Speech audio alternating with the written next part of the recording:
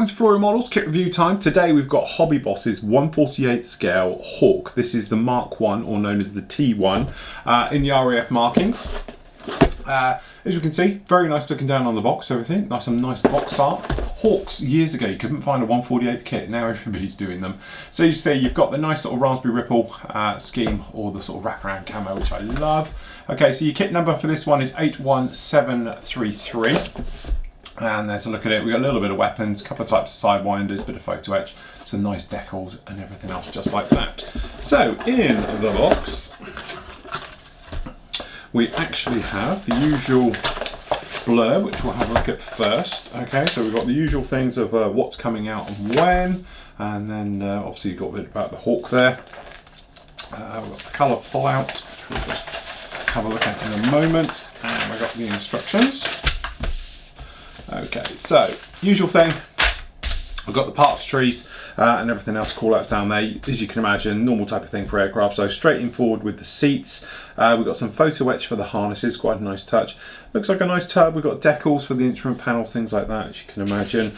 Front end of the Hawk going on, something we'll look at in a moment. It's going to be quite modular, this one, because we know they're bringing out more versions of the Hawk. So we've got front wheel well section going in and the cockpit tub itself. Okay, and then the rear section going in, as you can imagine, and then usual bits going on there. It looks like we've got a little bit of photo etch for the mirror work, the perspex screen between the pilot and the Rio. And then obviously intakes going on. Doesn't look like we've got full length intakes, which isn't nice. I like the way they put the center seam actually in the instructions. It's also wondering if it's got a center seam. Okay, and then usual thing. So we've got different types of back ends going to be going on these, so I can imagine it's quite modular. So that's going on. Tailplanes, stabilizers going in there, everything else different. That we've got the rudder like that, but then again, if they are planning on bringing out what I think they are, they're going to need to do them all different. Wheel wells going in, one piece and the bottom, opening up various holes. We've got the wing section with these fences, which everyone speaks about. I'll cover that in a moment. Okay, and then obviously those being fitted on. The activators, unfortunately no flaps. Obviously the Hawk traditionally has a 3-position flap system, so you can only do it in the moulded up, which is a real shame. But nice to see if it would drop flaps on it.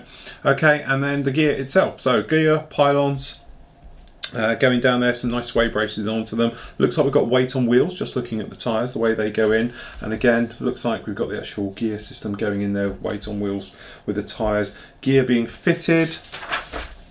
Okay. Doors going on, fair enough, no problems, very straightforward. The little ventral fins at the back there, and then obviously the lumps, bumps, and aerials and lights, things like that going on. Got the Aiden gun pod fitted to the belly. If you wanted to fit it with that one, again, some more aerials and air scoops going down there at the back. And then up here, so two types sidewinder. We've got the P, the Papa, and the Lima sidewinders, the rocket pods, fuel tanks, freefall bombs, and a quick call out on there. So looking quite promising. The markings, this is Chivna, which I know most of you wouldn't have a clue, but Chivna isn't very far from here. Unfortunately, it's no longer a used airfield, it's now a marine base. But back in the day, we used to have Hawks over here all the time, and that's why I love them so much. So there we go, the Chivna classic wraparound scheme.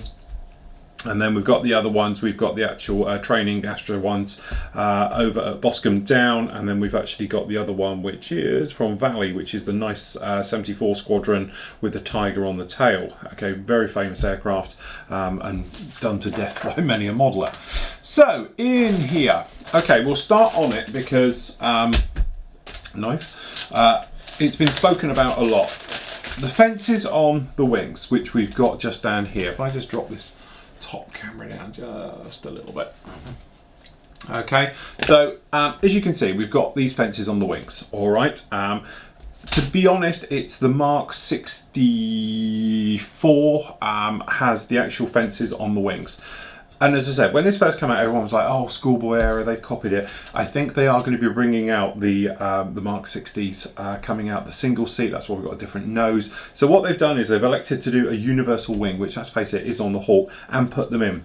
Let's face it, if I'm honest, I'd rather remove them than have to put them on, all right? So if you are doing a, I think it's UAE, use these, you'd have to put those fences on. It's such a critical part of the model that you can't really leave them off. But if you were to have to put them on, then you've got a couple of options: making up some plastic hard shim ones and sliding those on, or perhaps something with photo etch would be good as well. So to have them on there in the first place, I think is a bit of a bonus, because all you got to do then is actually sand them off when you don't want them, and obviously leave these outer ones for the Mark 1 Hawk on there, and just get rid of these inner ones. I think it's just an easier way to do it. All right, it would have been nice if they had taken the time to do another wing, okay, without them, but in this case, obviously it's going to be a general wing section you're going to get with all of them.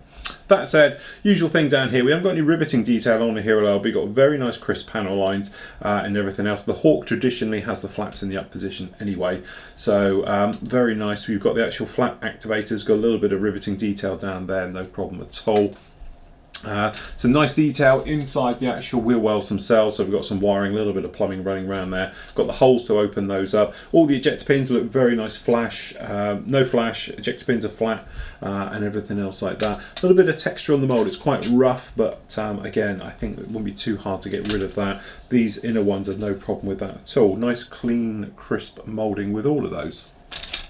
So the nose, as we've said in this kit, it's going to be more versions that's come out. We know there's a single seat coming out, hence whilst it's got the different nose, and then obviously different versions of them. I think it was, I am no means a Hawk expert, but the higher number of the Hawks, I think it is the Mark 67, has a different nose on it completely, and things like that, which is an export one again.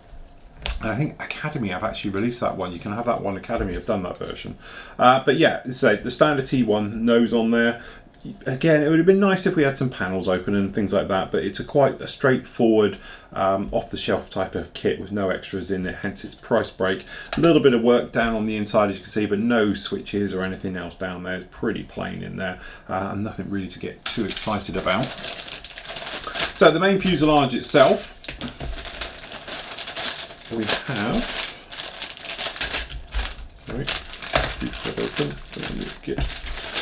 open.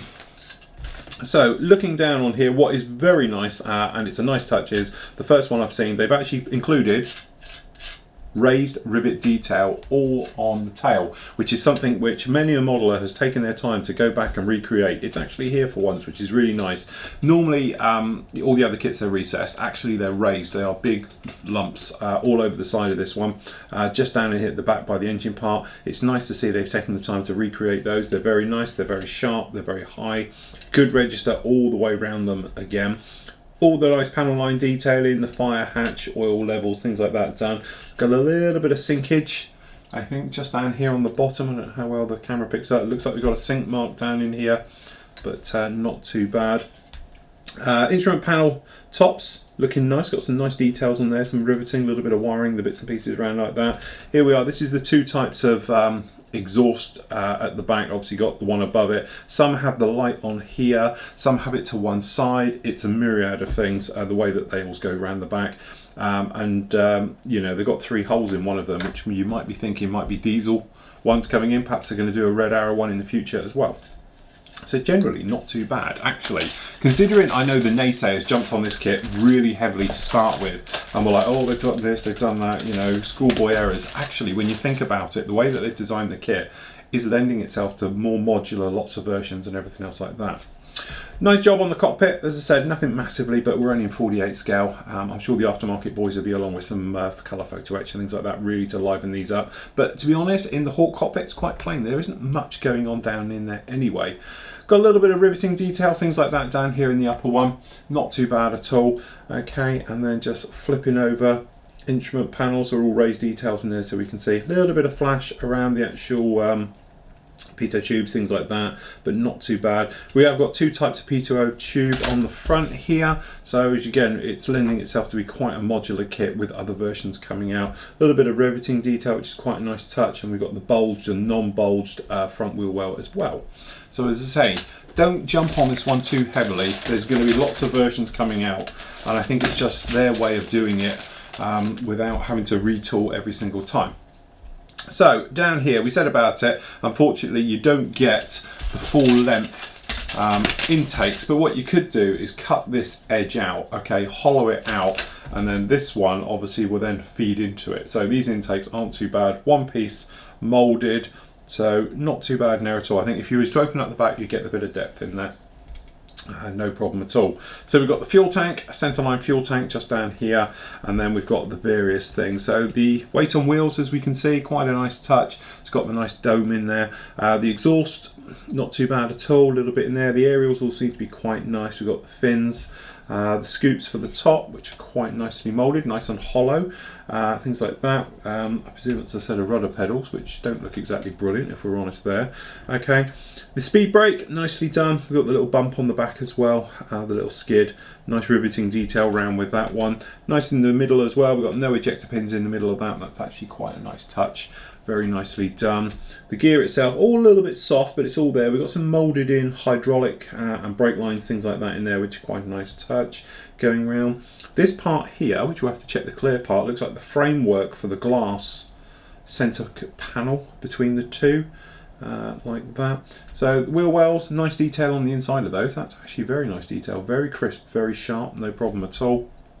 Working our way across, and all the sort of doors, things like that, have all got riveting detail, things like that. The aid and gun pod, particularly nice, very nicely riveted detail all over those, nicely done. Say no real sign of flash on this at all, nicely moulded, no mismoulds, anything like that.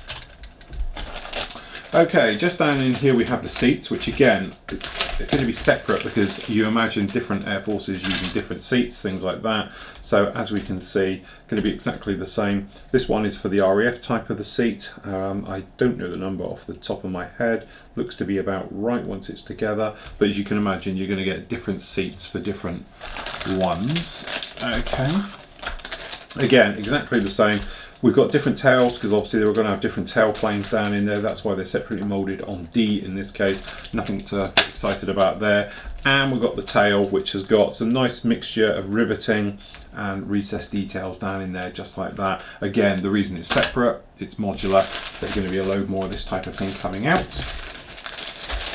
Then down in here, which is a lovely touch. I love the way they protect the little sprues. It might be a little bit, you know, fuddy-duddy, and some poor sucker in a factory has to stick all these on, but it does the job. It does do a little bit of protection.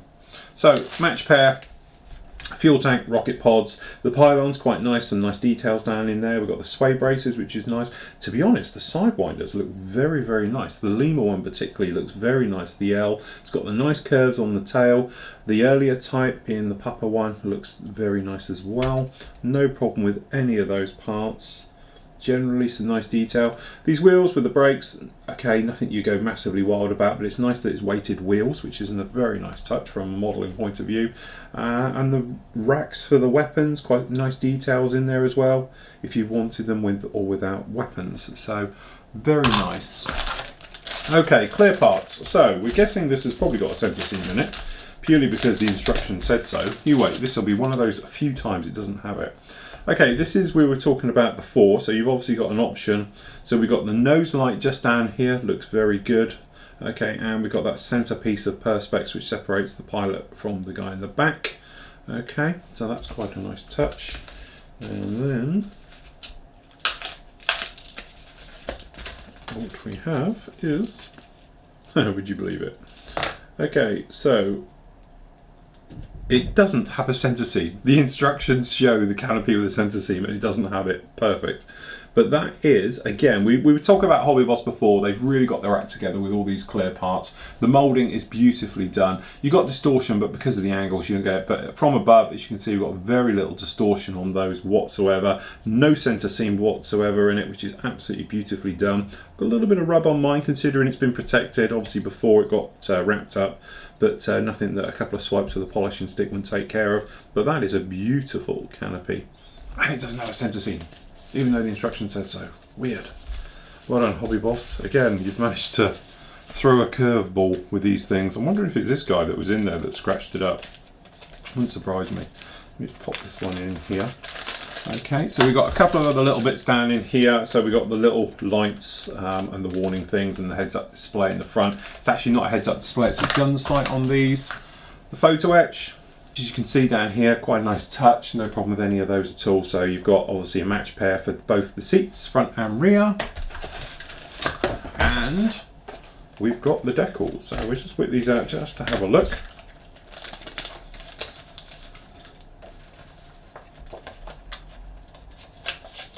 So very nicely taped down, something I did say for years they should do, and they are. Okay, a little bit glossy, but generally we've got all good register. We look pretty good with this one. The warning ones are a little bit faint, if we're honest, can't see much down there. But I think we're okay, no problem. Everything's spelt right from what I can see.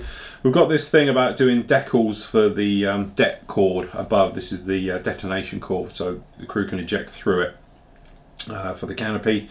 Yeah, I don't know. I'm never a fan of decals, but then there's no really easy way to do it. I like to see them engraved in the canopy. That way you just put a little bit of light wash in it, wipe it away, job's done. It's a 30-second job. That's going to take a little bit of work. The only thing, I'm looking at these crosses thinking they look a little bit off. I don't know. Just obviously you've got wider and not. It's like someone's done it with a Sharpie. I think they would normally adjust red crosses. But apart from that, not too bad at all. And we got this one down here for your instrument panels and your different areas, and your weapons fit, not too bad at all, pretty much standard for the Hawk and for your weapons one. They're quite shiny, all again nicely in register, the writing looks okay, and everything else like that, so not too bad at all. Oh, that's clever. Don't tell me I've stuck it on, we'll sort that out afterwards. So there we go, that is the Hobby Boss Mark 1.